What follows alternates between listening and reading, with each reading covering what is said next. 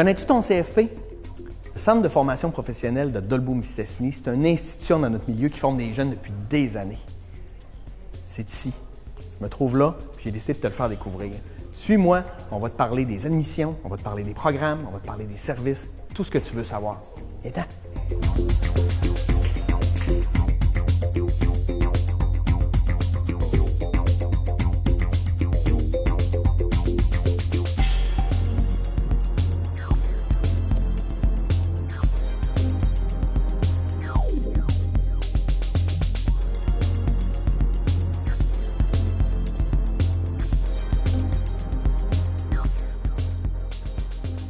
Bonjour Sonia, ça va bien? Bonjour, ça va très bien. Oui, toi, tu enseignes l'aménagement forestier au CFP de Dolbeau-Mistassini. Oui. Mais avant d'être enseignante ici, c'est quoi ton parcours? Qu'est-ce que tu as fait avant d'être ici? Moi, j'ai étudié en foresterie et quand j'ai terminé, je me suis placée tout de suite en reboisement. OK. J'ai commencé à reboiser, planter des arbres, puis par après, ils sont venus me chercher pour être assistante mesureur. Puis donc, un coup que j'ai été dans la bâtisse, en fait, quand j'ai terminé mon cours, on m'a placé comme contremaître, scarifiage. Ensuite de ça, j'ai été au niveau du débroussaillage aussi. J'ai touché un petit peu à tout au niveau de l'aménagement forestier. OK. Donc, par les hivers, dans le fond, j'étais un petit peu saisonnière. Donc, j'ai réussi après ça à faire mes cours pour être enseignante au niveau de l'aménagement forestier. Donc, c'est ça qui m'a amenée à enseigner. Là, Tu as par la toujours suite. baigné dans la forêt, là? Oui, depuis que je suis petite. Ça, Depuis que tu es petite. Oui. C'était fréquent chez nous d'aller en forêt.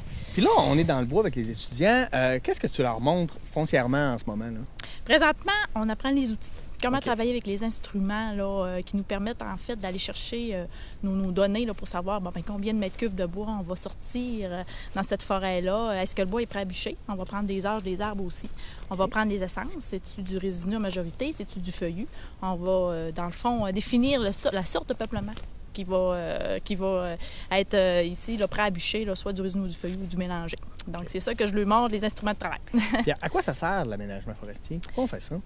C'est nous autres qui est là, dans le fond, en premier lieu. Hein. C'est nous autres qui... Vous êtes la première ligne. Ah oui. Nous autres, on arrive en premier. On vient dans le fond, marcher le terrain. On dit souvent ça, on vient marcher le terrain. On vient prendre des données pour savoir, en fait, c'est ça, quel traitement forestier qu'on va faire ici, tu sais. Puis c'est nous autres aussi qui va délimiter les terrains. Donc, avant que la machinerie arrive, avant que les débroussailleurs, les reboiseurs arrivent, c'est nous autres qui délimitent les terrains, qui mesurent les terrains avec le GPS. Donc, après ça, on rapporte ça au bureau, puis on est capable de sortir des cartes pour, en fait, permettre à ces machineries-là de venir sur le terrain. Puis c'est nous autres qui vérifient par la suite les travaux qui ont Pour été être faits. sûr que tout... Oui. Oh, oui. Puis là, tu parles des outils. Est-ce que la technologie vous aide beaucoup par rapport à quand tu as commencé à aujourd'hui? Est-ce que ça a évolué beaucoup, la technologie, les outils? Oui, ça a évolué. Si on parle principalement de la boussole, avant, on utilisait beaucoup la boussole et le topophile. Mais depuis quelques années, puis dizaines d'années, on utilise le GPS. Donc, ça nous sauve énormément de temps parce que avant, on cherchait beaucoup, on se prenait des points de repère, on avait des photographies aériennes. Aujourd'hui, on a des GPS, on a les photos satellites, on a nos ordinateurs. On sauve beaucoup de temps. Mais par rapport aux techniques de travail, là, prendre des parcelles avec des galons et tout, ça reste encore. On a encore des outils électroniques qui nous servent. Mais il faut être connaissant parce qu'il faut les ajuster selon la température, des choses comme ça. OK. Donc, il faut vraiment là, utiliser ces appareils électroniques-là de façon très... faut être très minutieux parce que sinon, la bonne vieille méthode est encore bonne. Oui. Puis j'imagine là, que là, il y a des cours qui sont plus théoriques avant de venir dans le côté pratique. Oui, c'est sûr qu'on fait toujours la théorie avant d'arriver sur le terrain. Parce que ce qui est idéal, ce qui est plaisant au CFP, c'est ça, c'est qu'on fait de la théorie, puis tout de suite après, on s'en va sur le terrain l'essayer. Puis on est capable de comprendre. Oui, là, puis comme là, c'est ça qu'on fait. On a fait de la théorie, on vient essayer nos instruments, on vient prendre nos données, puis demain, là, on va calculer ce qu'on a pris comme données. OK. Oui. C'est génial, ça. C'est quoi que dans les habiletés, par exemple, que les étudiants ont à apprendre, qu'est-ce qu'ils trouvent le plus difficile? Qu'est-ce qu'ils ont plus de difficultés à maîtriser?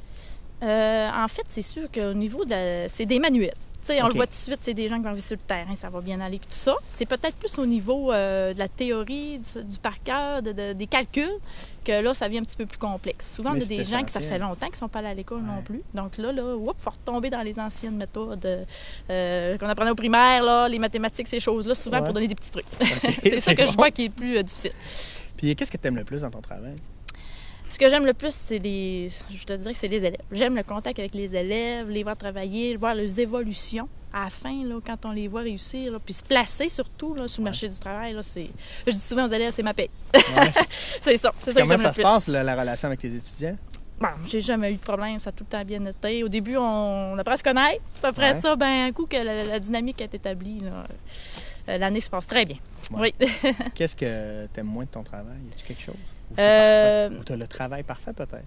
J'ai sûr que j'ai le travail parfait, parce que c'est sûr que, comme je dis à mes élèves, je suis chanceuse, j'enseigne ce que j'aime, puis je vais à l'extérieur, je vais en forêt, je fais tout ce que j'aime dans le fond, puis en plus, je parle de mon métier. Puis c'est jamais la même chose. C'est ça que j'aime le plus, c'est tout le temps diversifié, puis l'aménagement forestier, c'est ça. C'est tellement là, diversifié. Il y a plusieurs secteurs de travail. On ne fera pas la même chose tout le temps, toute notre vie. On le sait. Si ça ne tente plus d'être sur le reboisement, on va s'en aller sur le débroussaillage, on va s'en aller sur l'informatique, faire de la cartographie. Ouais. C'est très vaste. C'est ça. C'est ça. Oui. L'électricité qu'on produit ici, je trouve ça important qu'elle soit rentable, puis qu'on en profite. Mais l'électricité dont on ne sert pas et qu'on exporte ailleurs, est-ce qu'elle nous rapporte chez nous? Bienvenue chez vous.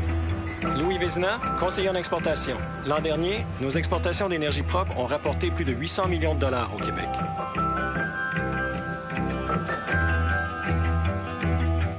Salut William, ça va bien? Oui, ça va très bien. Oui. William, tu étudies présentement au CFP, mais c'est quoi ton parcours avant d'étudier ici? Qu'est-ce que tu faisais? Ah mon Dieu, mon parcours avant, j'ai travaillé beaucoup au niveau de mon village. Là. J'ai tondu des pelouses à la masse. Après ça, j'ai travaillé, je travaille encore à l'épicerie du village. Après ça, j'ai suivi mon père en forêt beaucoup. Puis c'est pas mal ça qui m'a amené du métier. Quel village tu viens, toi? La Brec. La Brec, OK. Ouais. Ouais. Puis qu'est-ce qui t'a décidé de venir faire ton cours au CFP? J'ai tout le temps aimé, moi, la forêt, puis après ça, être dehors, puis après ça...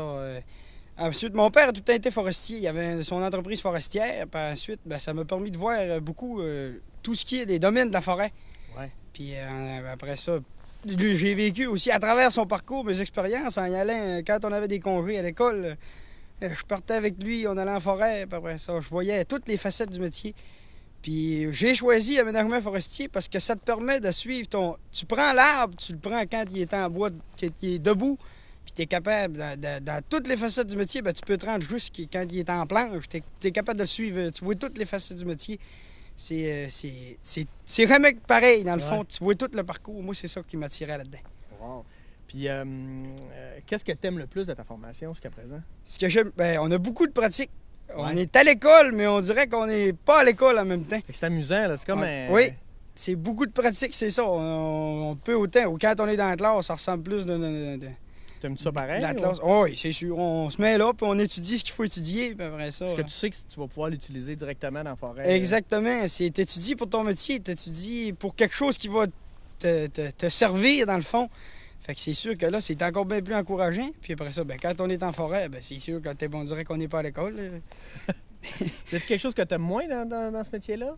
La météo. La météo? Oui, c'est sûr. On est tout le temps à merci. Il fait froid ou bien il fait chaud. Maringouin, puis... Oui. On prend précaution pour, puis on s'habille bien comme il faut. Puis il faut vivre avec. On n'a pas le choix, c'est ça notre pays. Comment ça se passe, la dynamique de groupe avec les autres puis avec l'enseignant? Avec l'enseignant, ça va bien. On a bien écouté. Nos questions sont bien répondues. Puis après ça, les élèves, on apprend à se connaître. Puis on fait des équipes. Puis c'est comme ça que ça va quand même super bien aussi. Tout le monde est heureux dans le mois? Oui, en plus, on n'est pas beaucoup. Ouais. Fait que encore là, on est comme juste... T'as l'impression que ton enseignement est peut-être plus personnalisé à cause que vous n'êtes pas beaucoup? Oui, aussi. Parce que, comme on disait, la matière, elle passe quand même vite. Au lieu d'être 10, si on demande une question à l'enseignante, on est toujours bien juste 4. Fait qu'en même temps, la question, elle sert pour tout le monde aussi. Ouais. Fait que ça permet de passer la matière plus vite, puis ça nous fait avancer plus vite en étant moins. C'est sûr que c'est un moins côté métier, parce que c'est des beaux métiers, puis il n'y en a pas beaucoup qui le choisissent, ce beau métier-là, mais dans le fond, c'est un plus pour nous qui étudient là-dedans aussi. Super. Puis après, c'est quoi ton plan, tes projets? Quand tu as fini? C'est sûr, c'est de travailler, c'est sûr. As-tu déjà des projets avec ton père? Ou... Non, mon père, lui, il a déjà vendu ça. Ah, OK. sa compagnie, mais après ça, non, moi, ça va être de me placer. Puis après ça, ben, comme tout le monde, puis les flots, on veut s'acheter un pick-up. Puis c'est ça, puis aller dans le bois, puis avoir du plaisir, là, puis commencer à se gâter. Puis plus tard, éventuellement, partir de chez nos parents, puis c'est pas mal ça, les métiers les plus proches, là. Ouais. C'est ça, c'est commencer à se gâter. Merci beaucoup, William, de ton entrevue. Ben, c'est moi qui vous remercie. Bye-bye. On riait de toi parce que t'essayais toujours d'attirer l'attention. On t'écœurait, pas des grosses affaires, là, mais tout le temps un petit peu. Ça a duré 3 ans. T'as vidé ton cassé, t'as quitté l'école. Tu m'as dit, vous autres, vous avez scrappé mon primaire. Si t'as refait, je te défendrais. J'apprendrai à te connaître. Je t'aurais soutenu, je t'aurais aidé. Si c'était à refaire aujourd'hui, je pense que je serais là pour toi. Salut Zoltan, ça va bien? Oui, tranquille. Oui. Zoltan, toi, t'es un Français qui a décidé de venir étudier au CFP. C'est quoi ton parcours? Le parcours pour venir ici? Oui, tu sais, je veux dire, qu'est-ce que tu faisais en France? Est-ce que tu es venu spécifiquement pour étudier ici? Oui. Mais c'était pas prévu au départ, ça s'est fait un peu au hasard. OK. Alors, parce qu'au début, moi, j'étais en intérim. OK. C'est comme du placement. Je travaillais pour toutes les entreprises qui avaient des absents ou qui demandaient des gens pour faire un travail qu'ils ne voulaient pas faire ou un truc comme ça. OK. Voilà. Et du coup, j'ai fait ça pendant 3 ans. Ça m'a un peu embêté au bout d'un moment. Et puis surtout, on travaillait pas tout le temps, tu sais. Ouais. Tu travaillais une semaine et puis ensuite tu faisais rien. Et puis ensuite tu retravaillais 2-3 jours. Mais c'était jamais au même endroit, jamais la même chose. Du coup, je me suis déplacé un peu dans toute la France, en faisant les saisons et tout, pour ramasser les asperges et tout. Et puis à un moment, j'en ai eu marre. Alors j'allais dans des conventions, tu vois. Des conventions où il y avait des employeurs qui pouvaient te faire voir leur métier, qui t'expliquaient ce qu'ils faisaient et tout. Et là, j'ai rencontré quelqu'un du Québec qui m'a dit on propose des formations dans un CFP. Si tu veux, tu remplis comment ça s'appelle, un dossier et tu le fais. OK, wow. Moi, j'aurais demandé vous proposez quoi? Alors, ils m'ont parlé vente commerciale, coiffeur, chaudronnier. Alors, tout ça, ça m'intéressait pas. Et là, tout d'un coup, ils me parlent d'un truc dans les bois. Je fais ça, c'est déjà un peu plus intéressant. Parce que j'aime pas trop les trucs où tu bouges pas. Ouais. Du coup, je me suis dit, ça va bouger et tout, et tu seras dehors. Mais moi, je connaissais pas du tout le Québec avant. Tu sais, je savais pas du tout le climat, rien.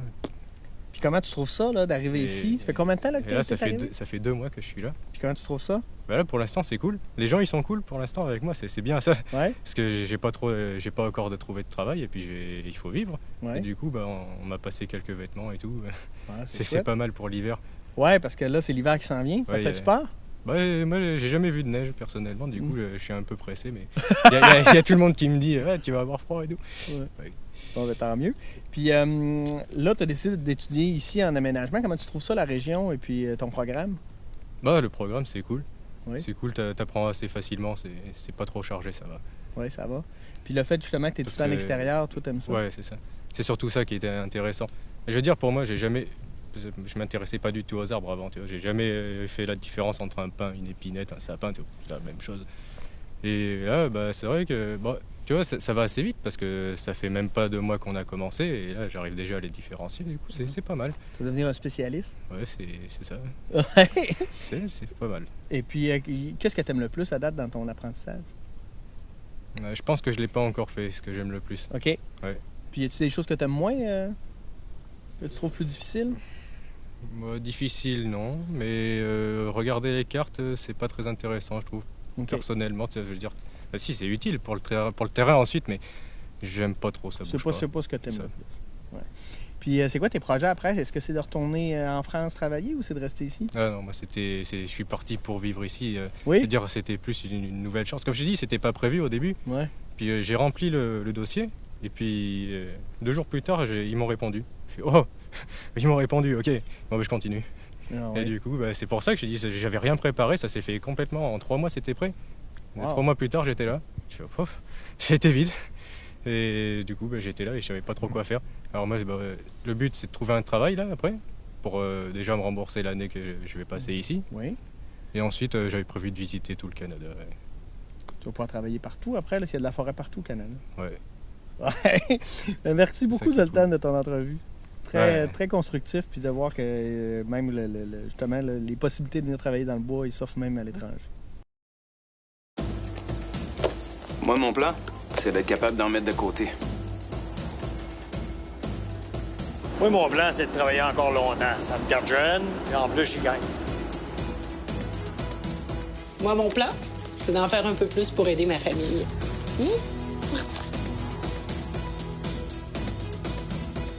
Créer une série de mesures au service de tous les Québécois, c'est ça notre plan. Ensemble, on fait avancer le Québec. Je suis avec Dany Pearson, directeur adjoint du CFP de Dolbeau-Mistassini. On est, Dany, dans la forêt d'enseignement. C'est quoi la forêt d'enseignement?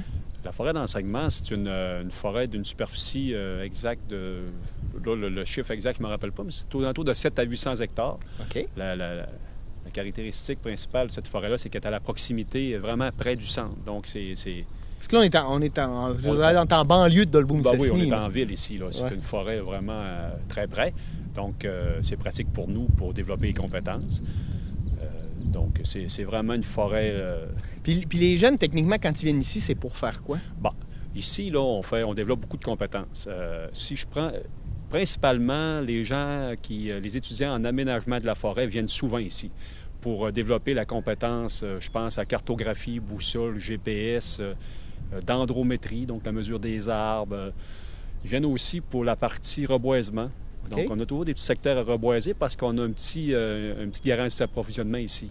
Je vous en parlerai plus tard. On bûche un petit peu de bois, donc on reboise ce qu'on coupe. Et puis, la partie des broussaillages. Donc, on fait beaucoup de la forêt d'enseignement nous sert vraiment à développer plusieurs compétences. Au niveau aménagement, mais aussi au niveau, je viens d'en parler, au niveau abattage et façonnage des bois. Ils peuvent commencer à abattre ici un petit peu? Entre les simulateurs, l'étudiant va au simulateur dans un premier temps. Ensuite, avant d'aller en forêt vraiment pour opérer, vient faire de la simulation ici, puis les premières semaines se font ici. Okay. Ensuite, on s'en va en forêt pour une entreprise quelconque, pour poursuivre la formation. Puis c'est le fun parce que ça vous permet de tester, de donner une base en abattage, puis après ça, de donner une base en reboisement à d'autres étudiants, oui, c'est ça. Fait que il y a plusieurs options qui viennent ici. C'est pas juste une option, c'est aménagement. Même voirie vient ici pour décoller, pour démarrer les gens en nivelage. Okay. Les niveleuses, on a plusieurs kilomètres de chemin ici. Okay. Donc, on peut vraiment démarrer ici avant d'aller en forêt. Puis ça, tout ce secteur-là, ça l'appartient au CFP? Bien, c'est la MRC, mais c'est mis à la disposition du centre de formation pour nos travaux, pour développer les compétences. Merci beaucoup, Dany, de ces éclaircissements. Bienvenue.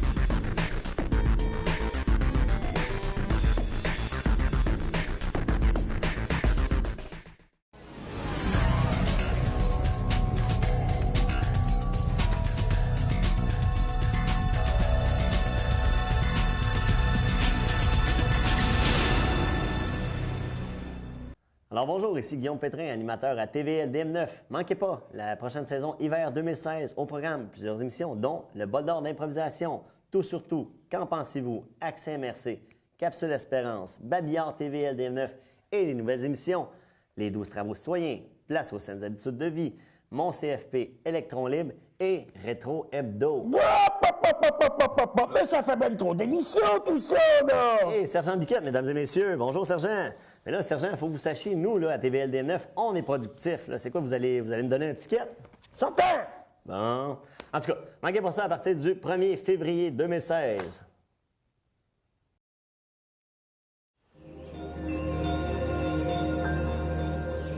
Nous sommes présentement au Mont-Saint-Grégoire. C'est une des 8 collines montérégiennes.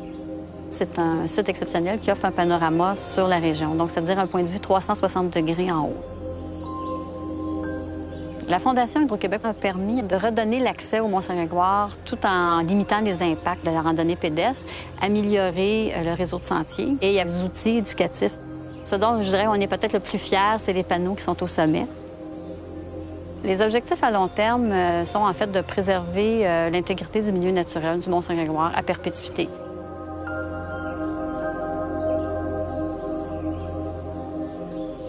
Dans la montagne, on vient environ 3 à 4 jours par semaine. Et si on resterait proche, on serait ici 7 jours par semaine. collines Montérégion, mais ce sont les derniers, on peut dire les derniers bastions de milieux naturels qui nous restent dans le sud du Québec.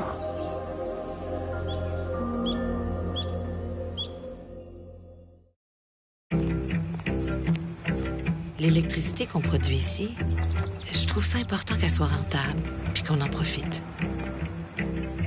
Mais l'électricité dont on ne se sert pas et qu'on exporte ailleurs, est-ce qu'elle nous rapporte chez nous? Bienvenue chez vous. Louis Vézina, conseiller en exportation. L'an dernier, nos exportations d'énergie propre ont rapporté plus de 800 millions de dollars au Québec.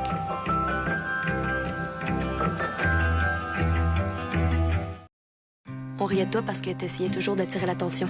On t'écœurait, pas des grosses affaires, là, mais tout le temps un petit peu. Ça a duré 3 ans. T'as vidé ton cassé, t'as quitté l'école. Tu m'as dit, vous autres, vous avez scrappé mon primaire. Si t'as refait, je te défendrais. J'apprendrai à te connaître. Je t'aurais soutenu, je t'aurais aidé. Si c'était à refaire aujourd'hui, je pense que je serais là pour toi.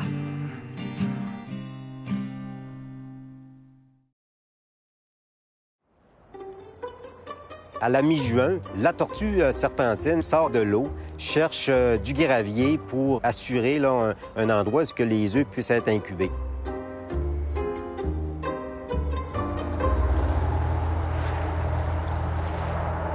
Ici, c'est une ancienne gravière. La problématique, c'était que le contracteur, à tous les étés, repartait distribuer le gravier et à ce moment-là, partait avec les œufs de la tortue. Donc, la préservation de l'habitat, ça devenait majeur. La Fondation Hydro-Québec pour l'environnement, on avait un avantage comme partenaire, c'est qu'elle permettait l'acquisition du terrain et la mise en valeur du site. On a pris du gravier de rivière. En aménageant les tas, la tortue arrive au mois de juin et quand elle trouve ces tas de gravier-là, elle trouve toutes les conditions idéales pour pouvoir effectuer la ponte. C'est un grand succès pour la tortue.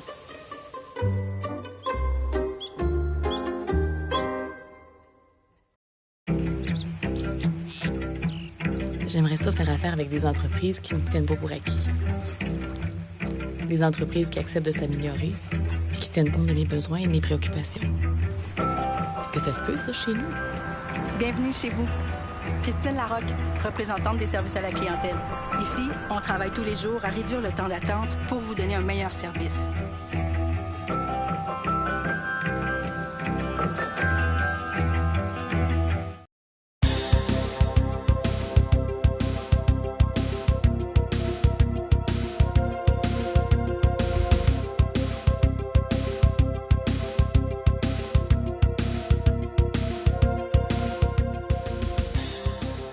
À chaque jour, vous déposez dans votre bac bleu des matières destinées à la récupération.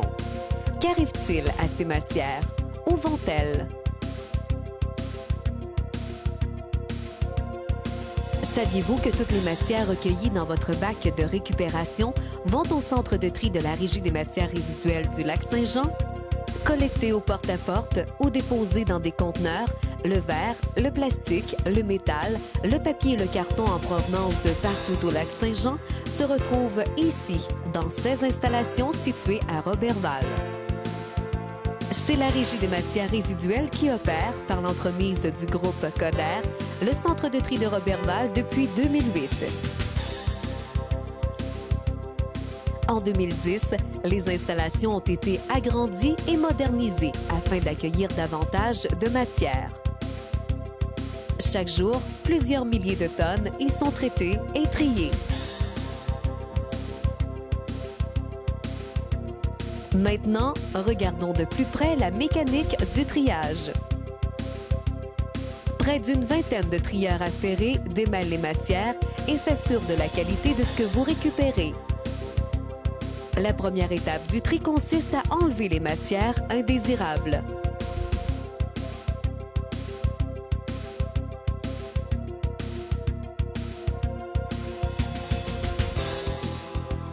Après avoir enlevé ces matières, le carton est séparé mécaniquement, tandis que les matières restantes se dirigent vers la deuxième étape du tri.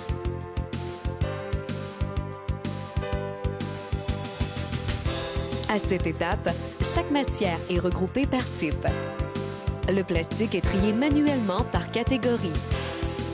Les boîtes de conserve sont attirées par une courroie magnétique.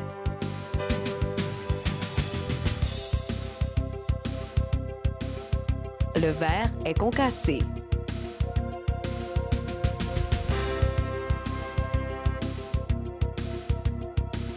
Tout ce qui sort de la chaîne de tri tombe à l'intérieur d'une case. Une fois pleine, elle est vidée et les matières sont alors poussées dans un convoyeur qui les dirige vers la presse où elles sont mises en ballots.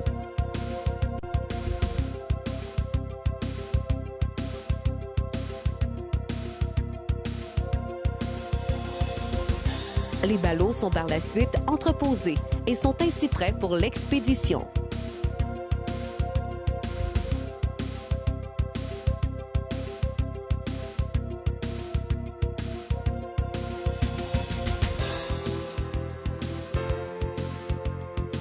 Malheureusement, encore beaucoup de matières indésirables se retrouvent au centre de tri.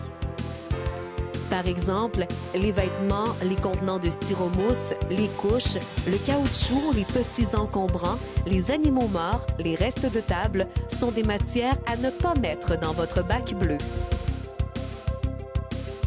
Et maintenant, quelques rappels concernant les bonnes pratiques en matière de recyclage. Il est important de toujours vider et rincer les contenants afin de ne pas souiller les autres matières. De plus, cette pratique favorise un environnement plus hygiénique pour les employés du centre de tri. N'oubliez pas de remplir vos bacs à pleine capacité tout en évitant les débordements. Videz les sacs publicitaires de leur contenu pour en faciliter le tri. Et n'oubliez pas, pour tout ce qui concerne les petits appareils électriques, les piles, les bonbonnes de propane, les meubles, les électroménagers, les pneus ou tout autre objet encombrant, il y a un écocentre près de chez vous.